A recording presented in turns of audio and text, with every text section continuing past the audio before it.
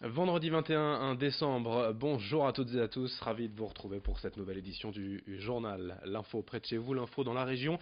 D'abord vos prévisions météo pour cette première journée d'hiver. Les températures seront plutôt douces et agréables aujourd'hui. 12 degrés pour les maximales à Dunkerque et à Lille, 11 degrés à Calais, Boulogne et Saint-Omer. On est au-dessus des normales de saison. Côté ciel, une journée en deux temps. D'abord des nuages et surtout des pluies. Et ce matin partout dans la région, puis à la mi-journée, le ciel va se dégager, les nuages vont se dissiper, on aura du soleil, du ciel bleu cet après-midi. On en reparle bien sûr avec vos prévisions météo complètes juste après ce journal. Une première information dans l'actualité, l'accord trouvé hier entre le gouvernement et les policiers après un mois de mobilisation constante face aux gilets jaunes, puis dernièrement face aux risques terroristes. Les forces de l'ordre avaient exprimé leur colère et menacé de se joindre aux gilets jaunes en allant eux aussi manifester dans les rues. Plusieurs actions étaient d'ailleurs prévues hier dans la région, notamment ici à Grande-Synthe, près de Dunkerque, mais suite aux discussions avec le ministre de l'Intérieur et les hausses de salaire consenties, les syndicats ont annoncé l'annulation du mouvement. Le secrétaire départemental du Nord de l'Union syndicale Alliance Police s'en explique au micro de Marine Kizek.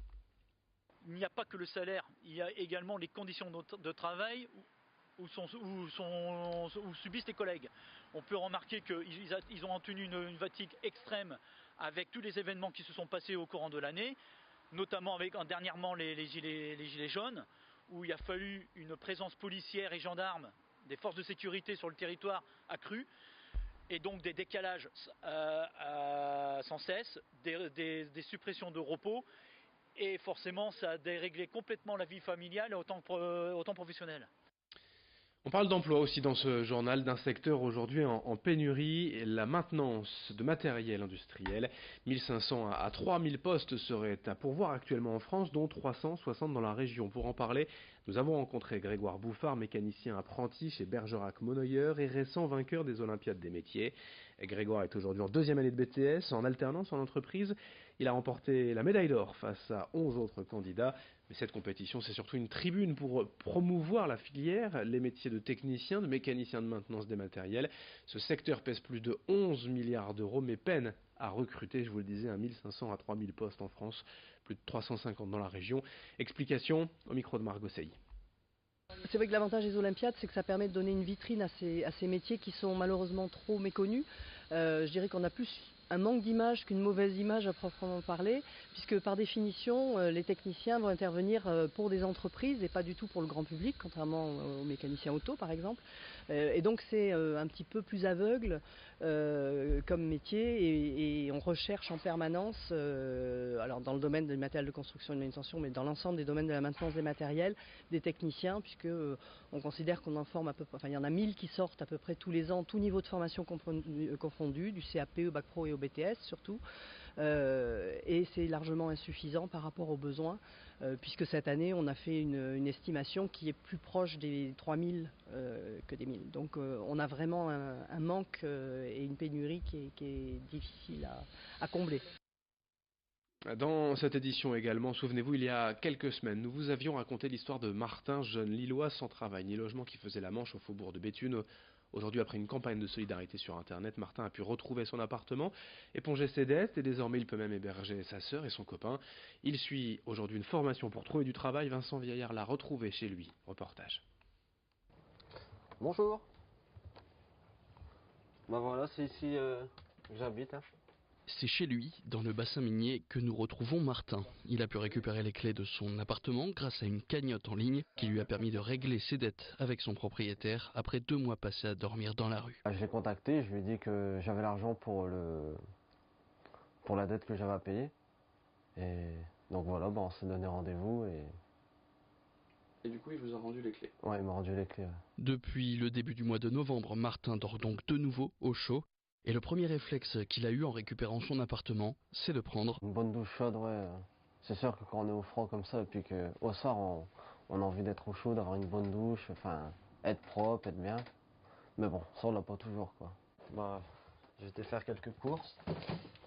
Maintenant qu'il a retrouvé un toit, il peut se lancer dans plusieurs démarches administratives et notamment trouver du travail. Là, j'ai été à la mission locale de Lille, ils m'ont proposé la garantie jeune, j'ai accepté directement parce que c'est vrai, il y a une aide financière derrière de 300 € et quelques, donc ça va déjà m'aider à garder mon logement. J'ai 2 objectifs, c'est déjà faire du bénévolat Je commence déjà dimanche là pour le secours populaire. Mes deux autres souhaits, c'est de faire Uber Eats, les livraisons en vélo, et reprendre la maintenance informatique, comme je faisais avant. Chaque soir, Martin héberge aussi sa sœur et son copain, et pour les sortir, eux aussi, de la rue, il a créé une cagnotte sur Internet. Elle a des objectifs en fait, que ça serait de récupérer ses enfants, et aussi de pouvoir avoir un toit, parce que voilà, vivre ici avec son copain, l'intimité elle est pas très bonne quoi. Ouais, elle est inexistante, hein, parce que bon, je dors haut, je dors en bas. Aujourd'hui, Martin est toujours en contact avec Michael, qui avait créé cette cagnotte sur Internet, qui lui a changé la vie, et il n'oublie pas ceux qui lui ont tendu la main. Je voudrais remercier tout le monde, parce que grâce à eux, j'ai pu récupérer mon logement, j'ai pu me rhabiller. Là, on est en train de refaire mes papiers. Grâce à eux, j'ai beaucoup avancé, surtout à toutes ces personnes qui m'ont aidé quand j'étais à la rue. J'ai pu quand même survivre. Grâce à la solidarité, je pense qu'on arrivera loin. Si tout le monde s'y met, je pense qu'on arrivera loin. La preuve, maintenant, c'est à mon tour de donner un peu de mon temps à ceux qui en ont besoin.